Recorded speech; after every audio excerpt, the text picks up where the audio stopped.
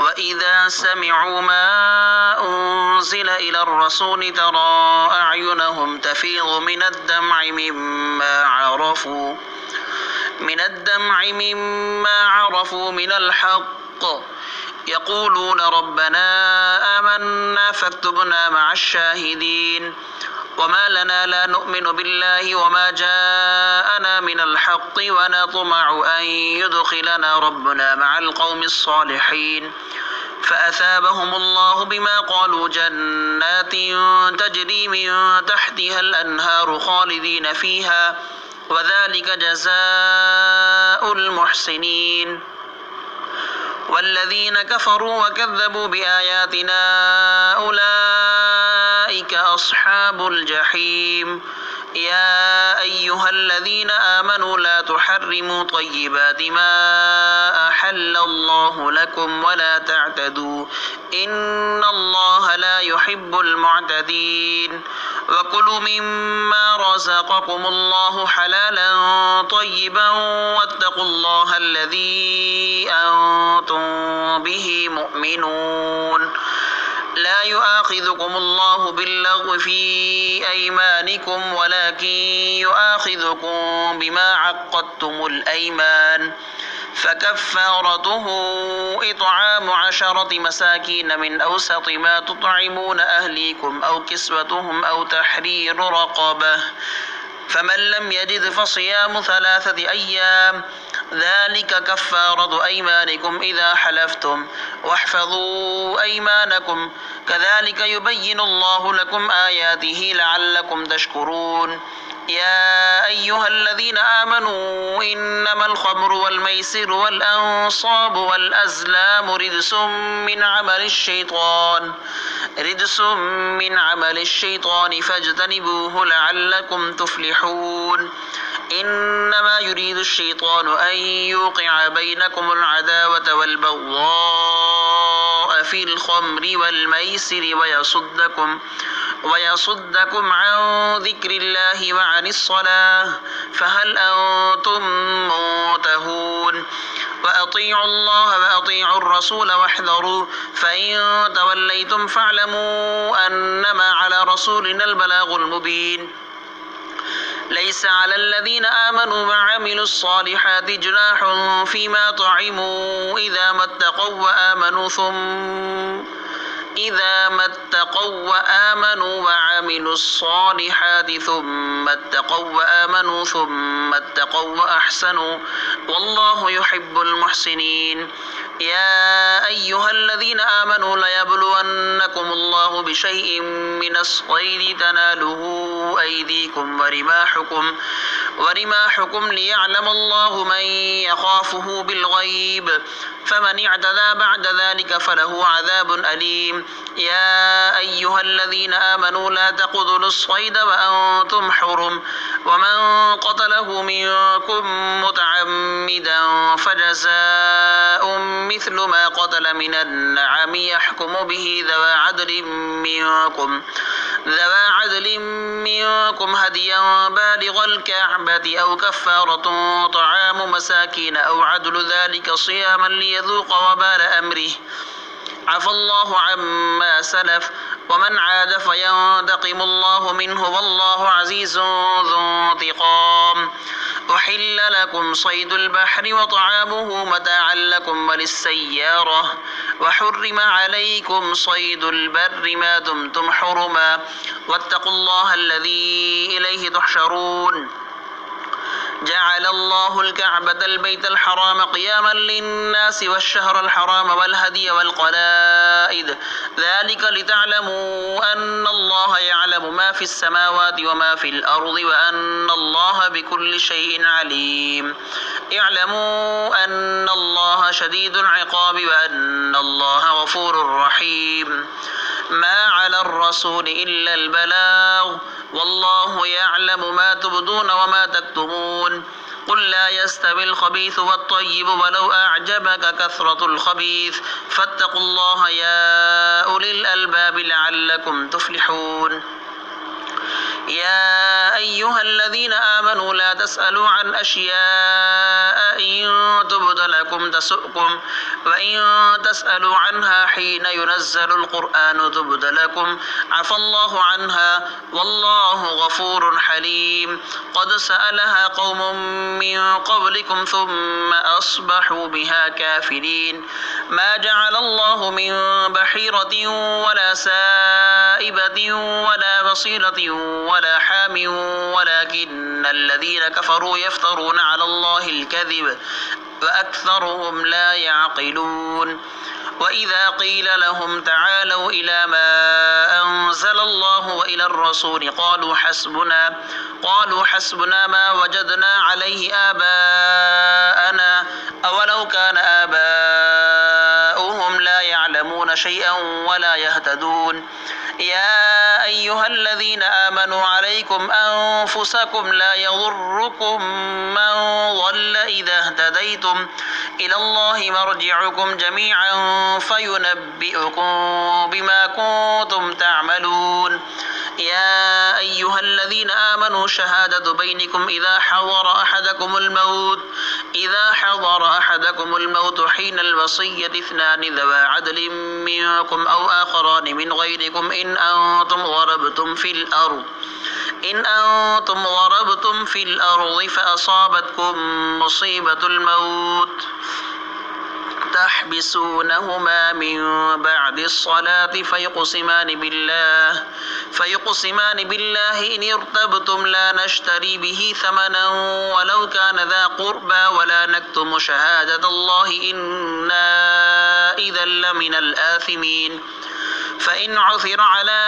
أنهما استحقا إثما فآخران يقومان مقامهما من الذين استحق عليهم الأوليان فيقسمان بالله لشهادتنا أحق من شهادتهما وما اعتدينا إنا إذا لمن الظالمين ذلك أدنى أن يأتوا بالشهادة على وجهها أو يخافوا أن ترد أيمان بعد أيمانهم واتقوا الله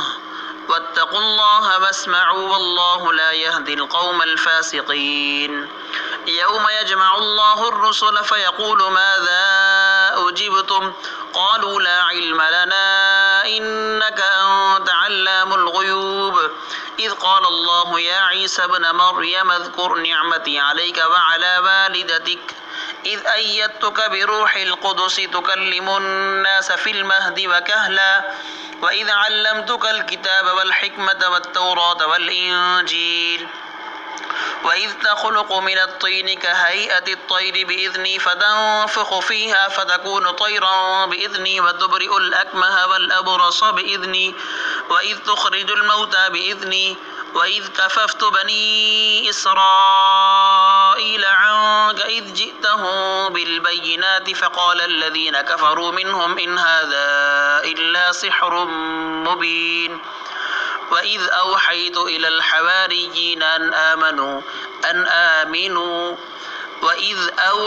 إلى الحواريين أن آمنوا بي وبرسولي قالوا آمنا واشهد بأننا مسلمون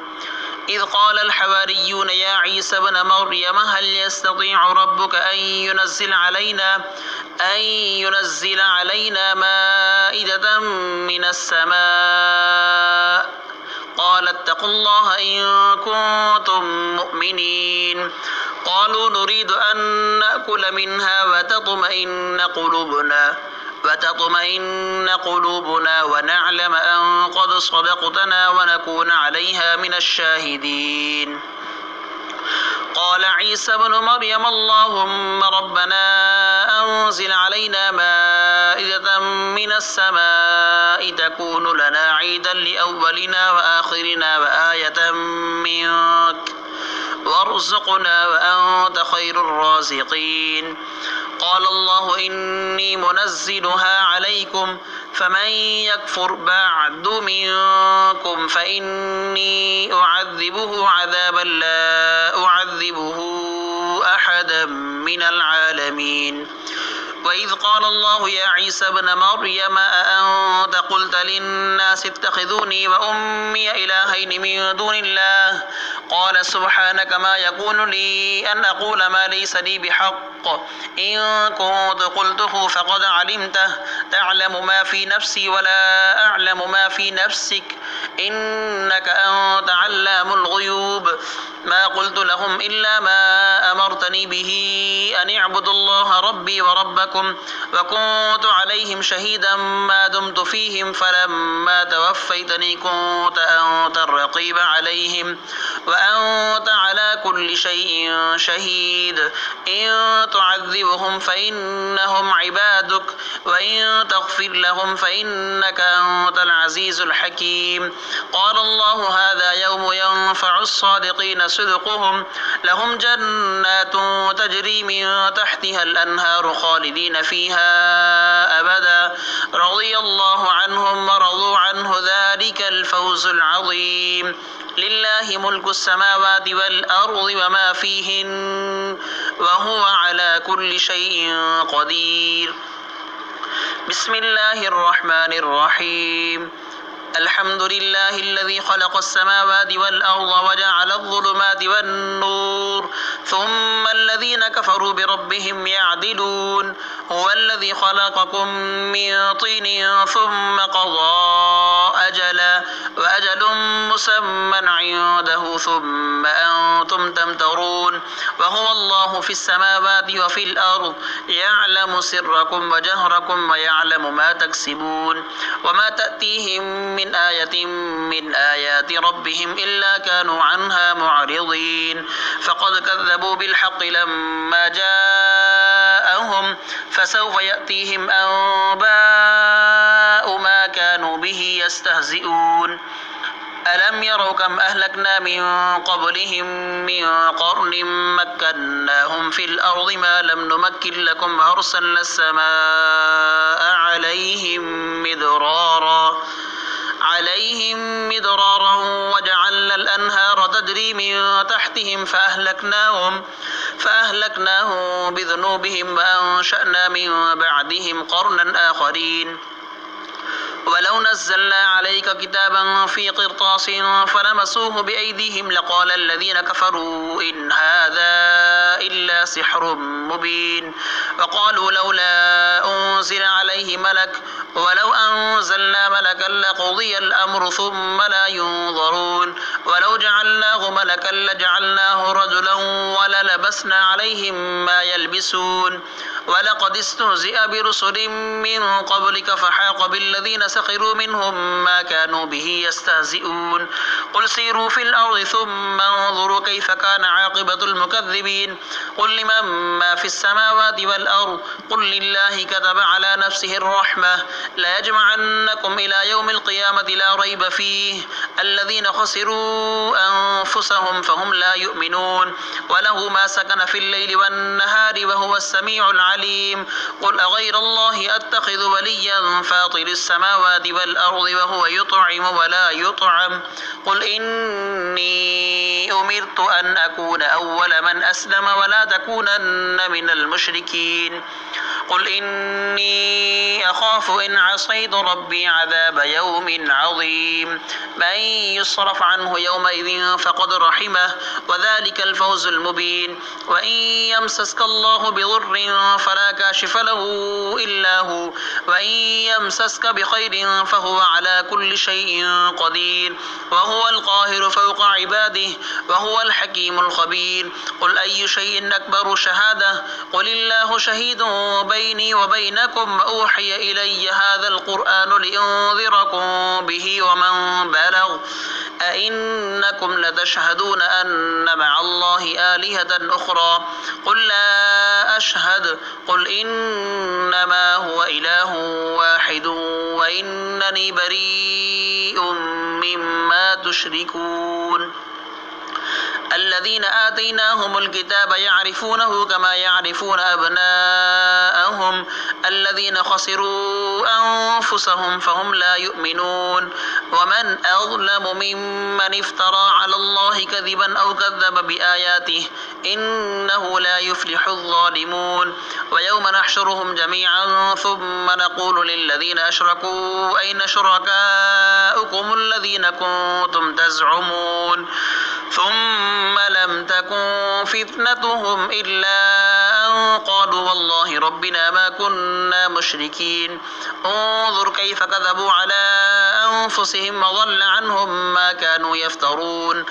ومنهم من يستمع إليك وجعلنا على قلوبهم أكنة أن يفقهوه وفي آذانهم وقرا وإن يروا كل آية لا يؤمنوا بها حتى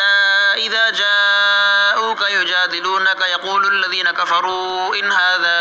إلا أساطير الأولين وهم ينهون عنه وينأون عنه وإن يهلكون إلا أنفسهم وما يشعرون ولو ترى إذ وقفوا على النار فقالوا يا ليتنا نرد ولا نكذب بآيات ربنا ونكون من المؤمنين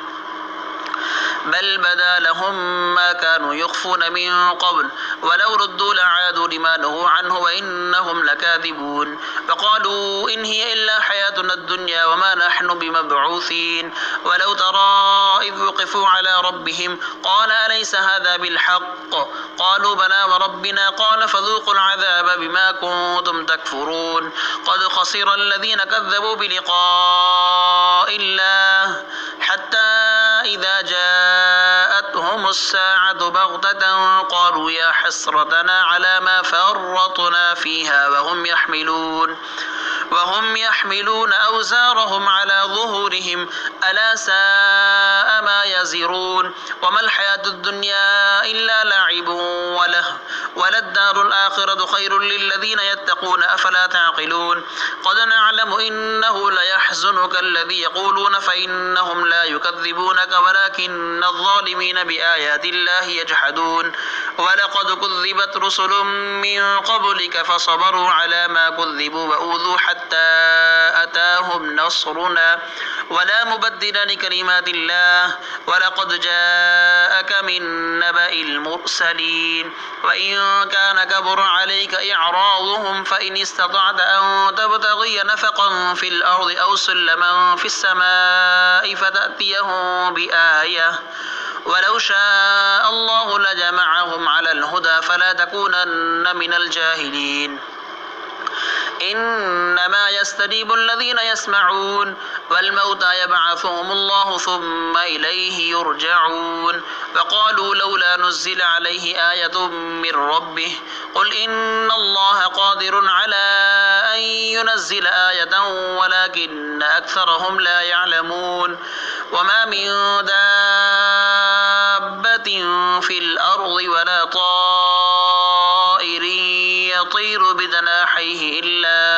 أمم أمثالكم ما فرطنا في الكتاب من شيء ثم إلى ربهم يحشرون والذين كذبوا بآياتنا صم وبكم في الظلمات من يشاء الله يضلله ومن يشاء يجعله على صراط مستقيم قل أرأيتكم إن أتاكم عذاب الله أو أتتكم الساعة أغير الله تدعون إن كنتم صادقين بل إياه تدعون فيكشف ما تدعون إليه إن شاء وتنسون ما تشركون ولقد أرسلنا إلى أمم من قبلك فأخذناهم بالبأساء والضراء لعلهم يتضرعون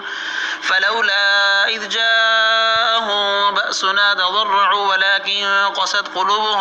ولكن قست قلوبهم وزين لهم الشيطان ما كانوا يعملون فلما نسوا ما ذكروا به فتحنا عليهم أبواب كل شيء حتى إذا فرحوا بما أوتوا أخذناهم بغتة فإذا هم مبلسون فقطع دابر القوم الذين ظلموا والحمد لله رب العالمين قل أرأيتم إن أخذ الله سمعكم وأبصاركم وختم على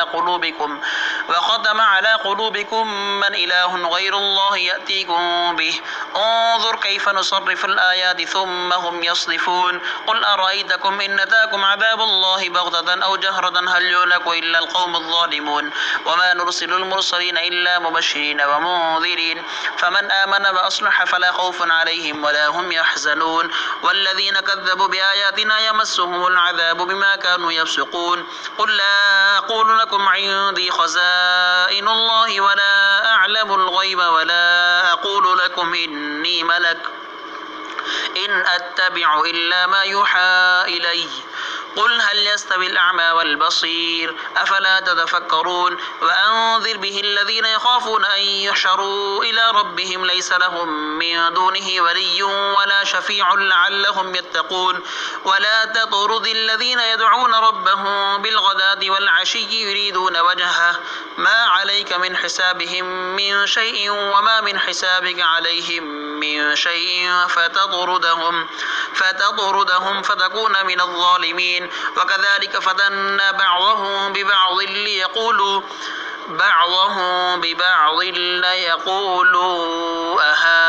أهؤلاء من الله عليهم من بيننا أليس الله بأعلم بالشاكرين وإذا جاءك الذين يؤمنون بآياتنا فقل سلام عليكم كتب ربكم على نفسه الرحمة أنه من عمل منكم سوءا بجهالة ثم تاب من بعده وأصلح فأنه غفور رحيم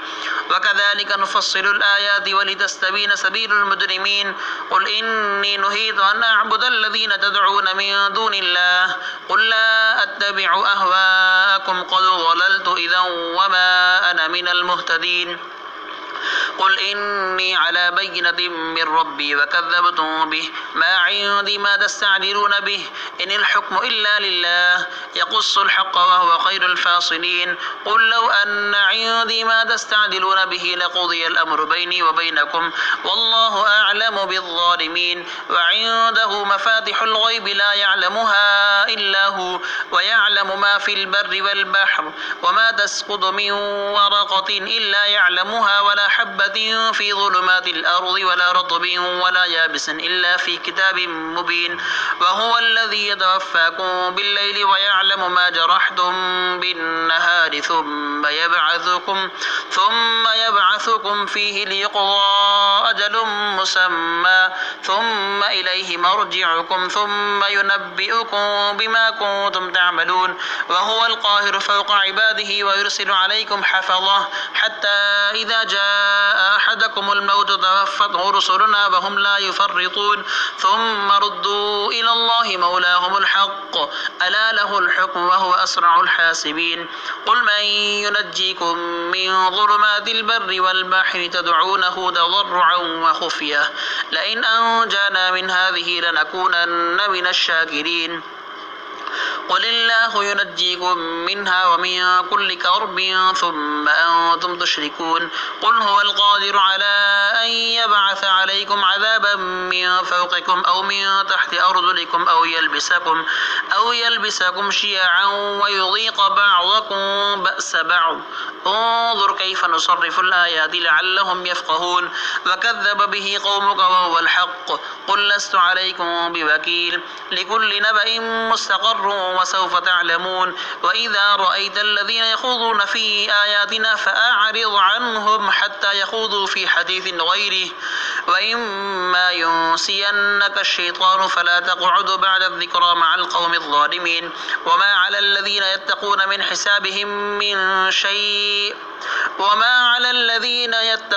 حسابهم من شيء ولكن ذكرى لعلهم يتقون وذر الذين اتخذوا دينهم لعبا ولهوا وغرتهم الحياة الدنيا وذكر به أن تبصر نفس بما كسبت ليس لها من دون الله ولي ولا شفيع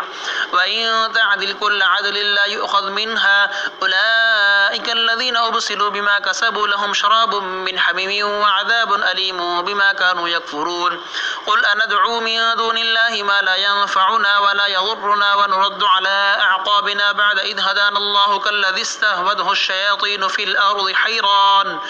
الأرض حيران له أصحاب يدعونه إلى الهدى ائتنا قل إن هدى الله هو الهدى وأمرنا لنسلم لرب العالمين وأن أقيموا الصلاة واتقوه وهو الذي إليه تحشرون وهو الذي خلق السماوات والأرض بالحق ويوم يقول كن فيكون قوله الحق وله الملك يوم ينفخ في الصور عالم الغيب والشهادة وهو الحكيم الخبير وإذ قال إبراهيم لأبيه آزر أتتخذ أصناما آلهة إني أراك وقومك في ضلال مبين وكذلك نري إبراهيم ملكوت السماوات والأرض وليكون من الموقنين فلما جن عليه الليل رأى كوكبا قال هذا ربي فلما أفل قال لا أحب الآفلين فلما رأى القمر بازغا قال هذا ربي فلما أفل قال لئن لم يهدني ربي لأكونن من القوم الضالين فلما رأى الشمس بازغة قال هذا ربي هذا أكبر فلما أفلت قال يا قوم إني بريء مما تشركون إني وجهت وجهي للذي فطر السماوات والأرض حنيفا وما أنا من المشركين وحاجه قومه قال أتحاجوني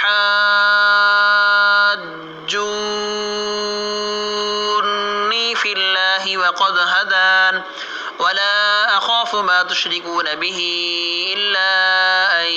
يشاء ربي شيئا وسع ربي كل شيء علما أفلا تتذكرون وكيف أخاف ما أشركتم ولا تخافون أنكم أشركتم بالله ما لم ينزل به عليكم سلطانا فأي الفريقين أحق بالأمن إن كنتم تعلمون الذين آمنوا ولم يلبسوا إيمانهم بظلم أولئك لهم الأمن وهم مهتدون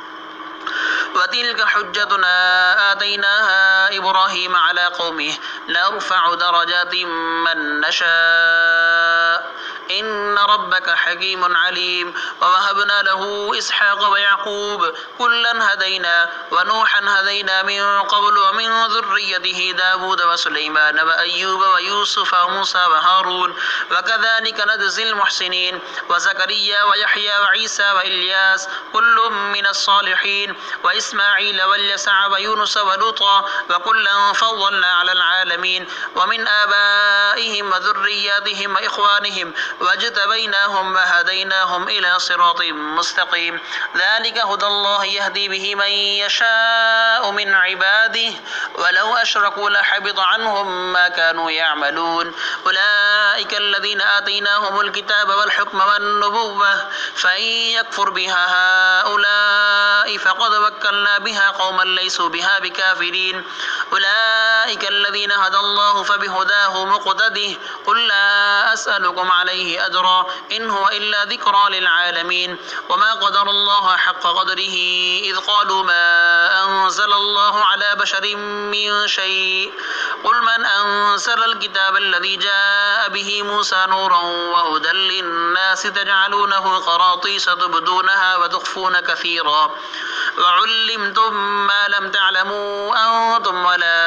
آباؤكم قل الله ثم ذرهم في خوضهم يلعبون وهذا كتاب أنزلناه مبارك مصدق الذي بين يديه ولتنذر أم القرى ومن حولها والذين يؤمنون بالآخرة يؤمنون به وهم على صلاتهم يحافظون ومن أظلم ممن افترى على الله كذبا أو قال أوحي إلي ولم يوحى إليه شيء ومن قال سأنزل مثل ما أنزل الله ولو ترى إذ الظالمون في غمرات الموت والملائكة باسطوا أيديهم أخرجوا أنفسكم اليوم تجزون عذاب الهون بما كنتم تقولون على الله غير الحق وكنتم عن آياته تستكبرون